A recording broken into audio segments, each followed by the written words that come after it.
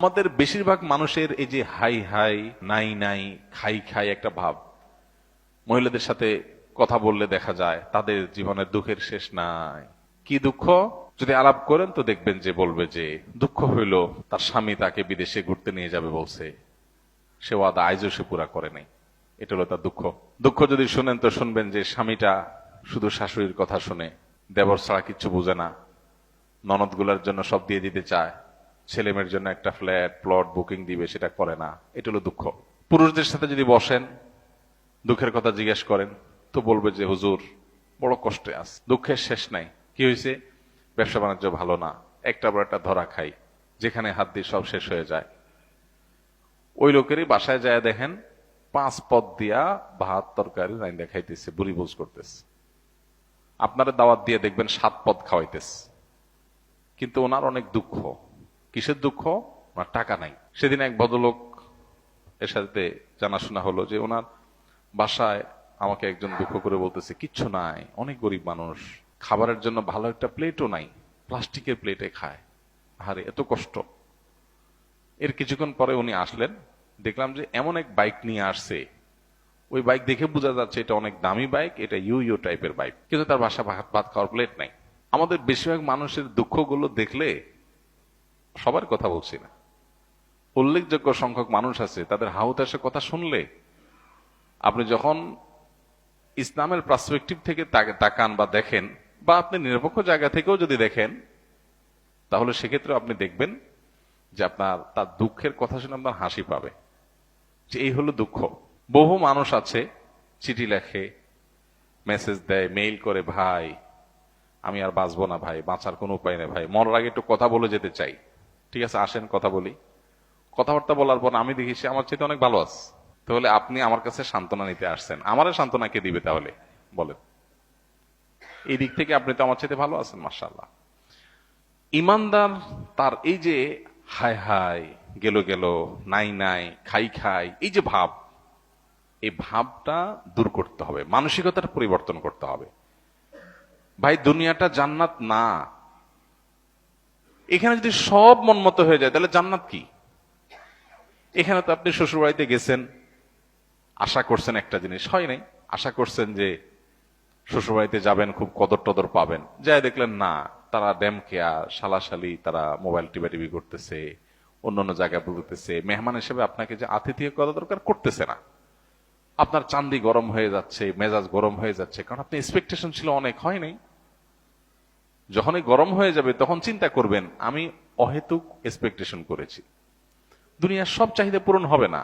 আশা করছিলাম বিয়ের পরে খুব শান্তিতে থাকবো, এখন বউটা দেখি বেলাইন। মহিলা আশা করছে যে বিয়ের পরে বোধহয় লাল নীল নাটক সিনেমায় দেখছে, স্বামী ঘুরে নিয়ে বেড়ায়, হানিমুন করে, এই করে সেই করে, এখন দেখা যায় যে স্বামী ঘরেই আসে না ঠিক মতো, কি হানিমুন। তো এইরকম পরিস্থিতি একজন ইমানদার চিন্তা করবে আল্লাহ তাআলা আমাকে আরো বহু দিক থেকে সুখী রেখেছেন, আমি আল্লাহর কাছে পরিতৃপ্তি এটা প্রকাশ করব আমার অন্যান্য সুখ দেখে। আপনার স্ত্রী তিনি হয়তো রান্না বাড়া ভালো পারেন না, আপনার মনে দুঃখ, কিন্তু তার চরিত্রটা ভালো। আরেকজনের বউ রান্নাটা মাশাআল্লাহ একের, কিন্তু চরিত্রটা 2 নম্বর। আপনার বউয়ের চরিত্রটাও ভালো, রান্নাটাও ভালো, হয়তো চেহারা ছবি ভালো না।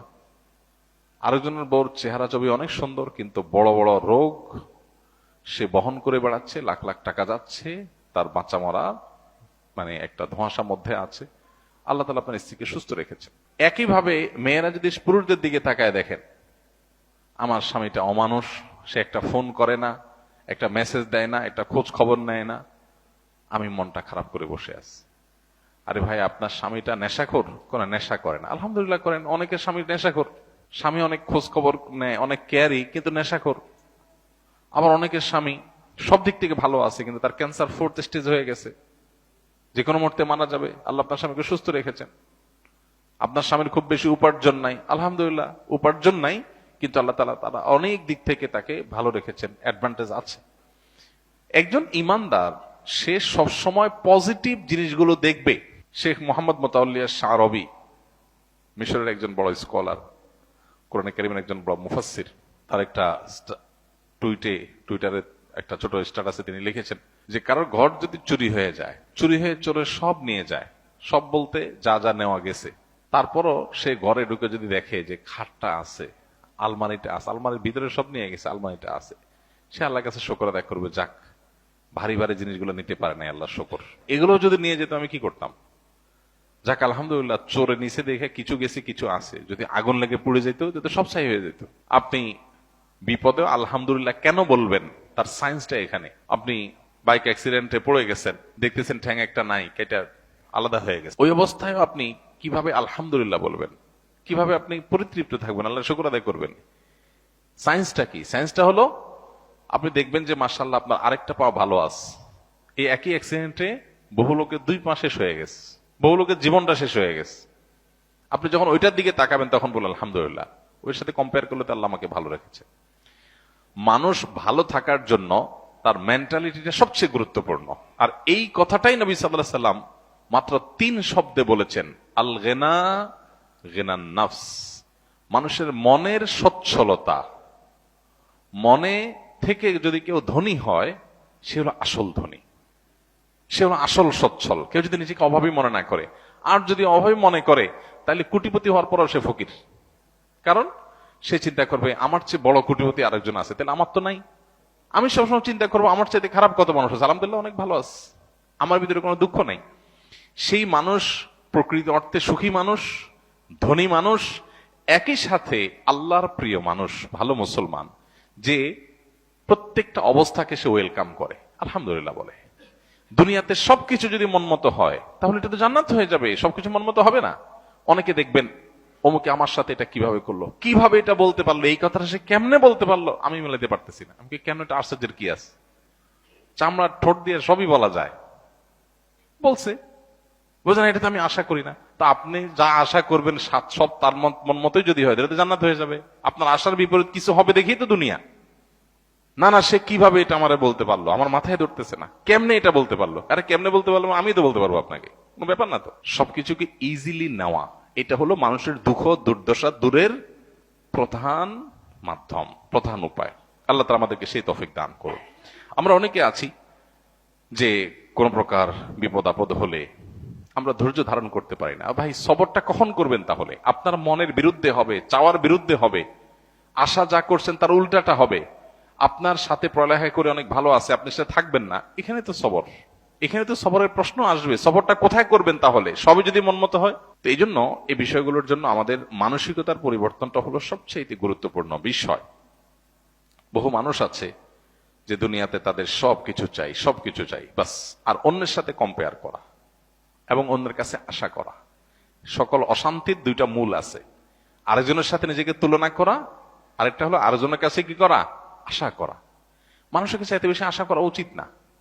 স্বামী হোক, স্ত্রী হোক, ননদ হোক, দেবর হোক, শ্বশুর হোক, শ্বশুর বাড়ি হোক, এমনকি বন্ধু বান্ধব হোক, আপনার কোনো বন্ধু বান্ধব যদি আপনার সাথে বেঈমানি করে আপনার খুশি হওয়া উচিত, খুশি হওয়া উচিত। কেন খুশি হবেন? বেঈমানি করলে আবার খুশি হবেন কেন? খুশি হবেন এই জন্য যে আলহামদুলিল্লাহ একটা জায়গায় ছিলাম এতদিন, আল্লাহ আমাকে জায়গাটা চিনিয়ে দিস। যদি বেঈমানিটা এখন না করতো, আমারে আরো কিছুদিন ভাড়াইয়া তারপরে করতো, আমি আরো বেশি ক্ষতিগ্রস্ত হইতাম। আল্লাহ শুকর, আলহামদুলিল্লাহ আমি যে জায়গায় সময় ব্যয় করছি, এরকম জিগরি দোস্ত বানায় রাখছি, ও আসলে কালসাপ, এটা আল্লাহ তাআলা আমার জানাই দিছে, আলহামদুলিল্লাহ আমি খুশি হয়ে যাব। নেগেটিভ জিনিসটাকেও পজিটিভ ভাবে আমরা দেখতে পারি। যত হতাশা আছে এই হতাশা দূর বেশিরভাগ ক্ষেত্রে হয়ে যাবে শুধু মেন্টালিটি পরিবর্তন করলে। আল্লাহ আমাদেরকে সেই তৌফিক দান করুন। আমাদের কিচ্ছু নাই, ঘরে অল্প স্বল্প আছে, আমরা যার আছে তার সাথে তুলনা করবো না। আমার যা আছে তা নিয়ে অনেক হ্যাপি, আলহামদুলিল্লাহ। আল্লাহ আমার ছেলে মেয়ে সুস্থ রাখছেন, ক্যান্সার দেন নাই, বড় কোনো ব্যাধি দেন না, আল্লাহ শুকর। কিন্তু কাউকে ক্যান্সার দিয়েছেন, আলহামদুলিল্লাহ আল্লাহ তাআলা আমাকে মরার আগে তওবা করার সুযোগ দিয়েছেন, একটা ওয়ার্নিং আসছে, আমি এখন প্রস্তুতি নিয়ে যেতে পারি। অনেকে হঠাৎ চলে যাচ্ছে অ্যাক্সিডেন্টে, সে তো প্রস্তুতি নিতে পারে নাই, খারাপ কাজ করতে করতে গুনাহের পথে থাকতে তওবা করার আগে সে চলে গেল। আলহামদুলিল্লাহ আমার তো একটা ওয়ার্নিং পিরিয়ড পাইছি, এই সুযোগে আমি তওবা করে আমার আখিরাতটাকে সুন্দর করে যেতে পারি। প্রত্যেকটা নেগেটিভ জিনিসকে পজিটিভ দেখা যায়। বিশেষ করে আজকালকার যে হতাশা, এগুলো বেশিরভাগই হলো আমাদের অনেক খাই স্বভাবের কারণে। আমরা ভাবখান, আমি এরকম অনেক মানুষ দেখেছি, ব্যক্তিগতভাবে আমি পরিচিত অনেক মানুষ সাথে, নাই ভাই কিচ্ছু নাই, ব্যবসা বাণিজ্য অবস্থা একেবারে খারাপ। এরপরে দেখা গেল ছেলে ফেলে নিয়ে, বাচ্চা কাচ্চা নিয়ে উনি ব্যাংকক গেছে ঘুরতে। ভাই ব্যাংকক গেছেন ঘুরতে, আপনার না খুব অসুবিধা? ভাই এইটা তো 10, 20, 50 লাখ তো অ্যাকাউন্টে আছে, এটা তো কোনো ইয়ে না। আমি কোটি কোটি টাকার যে ব্যবসা আছে আমি সেটা কথা বলতেছি, ফ্যাক্টরি গুলা বন্ধ, হান তান, কিন্তু ওনার সব চলতেছে। মানুষের চাহিদা যত বাড়ে সে তত দুঃখী হয়, চাহিদা যত কমে সে তত সুখী হয়। এই জন্যই কানাআত বা অল্প তুষ্ট থাকার শিক্ষা নবী সাল্লাল্লাহু আলাইহি ওয়াসাল্লাম দিয়েছেন। মুসলমান কখনো খাই খাই স্বভাবের হবে না। যত বেশি খাই খাই স্বভাব হবে, যত বেশি অন্যের কাছে আশা থাকবে, তত বেশি আপনি দুঃখী হবেন। এই জন্য এই জিনিসটা ছাড়তে হবে। কারোর কাছে আশা খুব বেশি করা যাবে না এবং অন্যের সাথে কম্পেয়ার করা যাবে না। বিশেষ করে অন্য আমার চাইতে ভালো থাকলে ওটার ব্যাপারে কম্পেয়ার করা যাবে না। আশা বেশি করবেন, ধরা খাবেন। পৃথিবীতে আল্লাহ ছাড়া আর কারোর ব্যাপারে আশাবাদী থাকবেন না। এমনকি নিজের মা বাপও না, নিজের স্ত্রীও না, স্বামীও না, সন্তানও না, ভাই বোনও না, জিগরি দোস্তও না, কারোর ব্যাপারে না। আশা করেন, খুব বেশি আশা করে বসে থাকেন না। আশা করার পাশাপাশি এটার জন্য প্রস্তুত থাকেন যা আশা করতেছেন তার উল্টাটাও হতে পারে। মোচের তেল দিয়ে গেছেন, অনেক কিছু আশা করতেছেন, যা দেখেন জিরো।